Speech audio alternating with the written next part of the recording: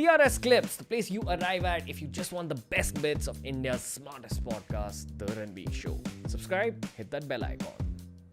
We gotta talk a little bit more about the terrorist, especially.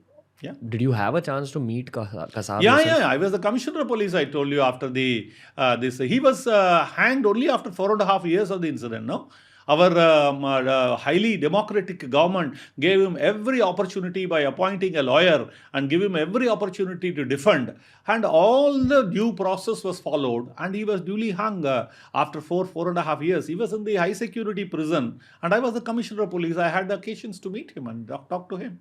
What was he like in person? See, he is like a small robo. Uneducated parents. The father was a snack vendor, uneducated from Faridkot of Pakistan.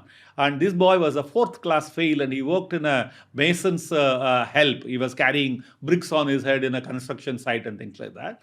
These boys were all completely brainwashed, and they were trained in an army camp. And then they were set without bulletproof jackets. They all knew very well that it is a one-way trip and they are not going to come back. The very fact that they came by a boat from Murdike, that is Karachi, and Al Husseini was the name of the boat. They came, left it at Porbandar, captured Kuber, owned by Amar Singh Solanki, and killed 4-5 of them. And their travel started on 22nd of November 2008. And they took 4 days to reach here. And in between at Porbandar, they changed the boat and killed 5-6 of them. They kept Amar Singh Solanki alive so that anybody intercepting, he could speak to people in Gujarati and save them. They came 4 kilometers away from Mumbai coast and killed him on Pakistani controller's instruction.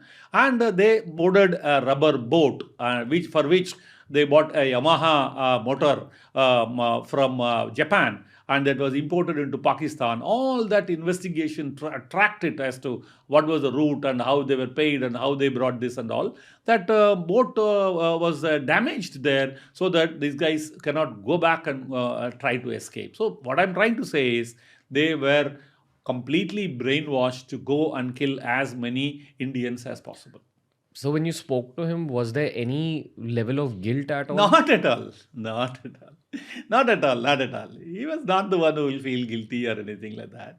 He wouldn't feel bad about it or anything. I told you they were like the people who are like a robo kind of a thing. So he just went through the motions and then all that. But when Indian government gave every opportunity for him to defend himself, they paid the lawyer, and then he went through all the appeals, every possible appeal, from the court to special court to high court to Supreme Court to president or clemency. Everything was done. And at last, after giving all adequate opportunities, he was hanged. How do you think these guys looked at death? They are told, not only them, every other jihadi girl or boy, a lot of European girls also join Syria, these ISIS, but then they are brainwashed and they are told that you will go there to heavens and there will be so many wine, women and various other things are promised to them. But my question is, who has gone there and seen that, come back to give a report to them? That the girls were so young, nubile and all that, and the wine was sweet or salty. Nobody has seen. But somehow this brainwashing does take place very, very effectively. And these youngsters do get through the internet and various other activities.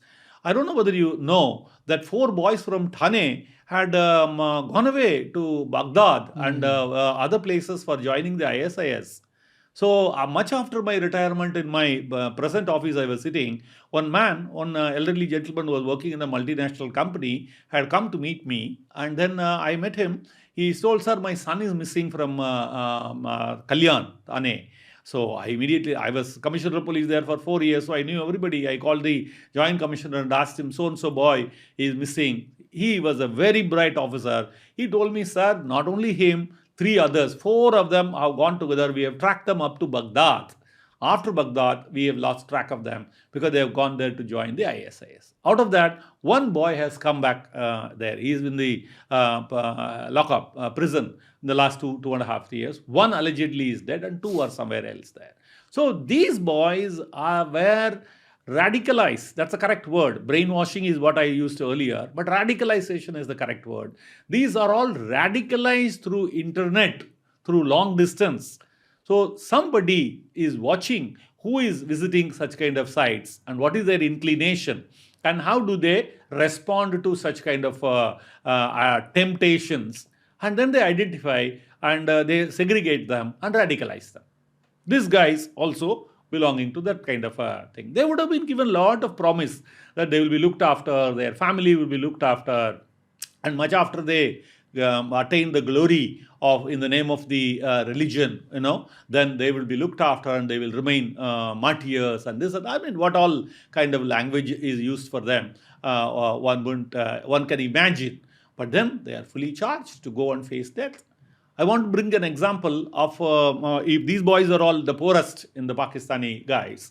Last year or year before last year during Christmas in Sri Lanka, 2, 3, 4 boys carried a backpack and they in the church before the congregation, they had gone and blasted and some 360 people or so were dead. These boys belong to very rich families, very highly educated families. How did they get radicalized?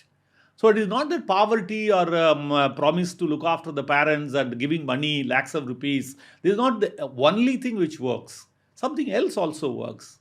So this Sri Lankan example is there.